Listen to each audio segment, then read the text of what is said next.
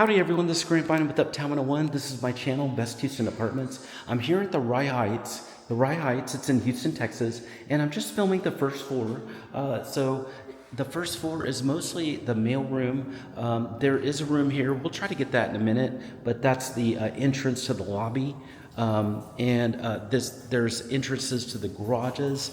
Those are here and here, and then it's just a very pretty first floor, and just gorgeous, well lighted. It's a fun first floor. There's also bathrooms here, and looks like there is a conference room that's over here.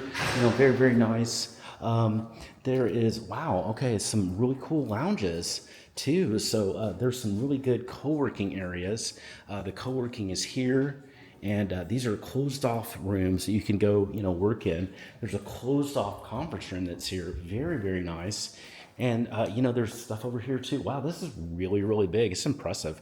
So very pretty co-working area, huge area. I didn't expect this, honestly. This is awesome, very beautiful. So a lot of places to just kind of work during the day and have an office space. And then finally, you do have the lobby that's out here.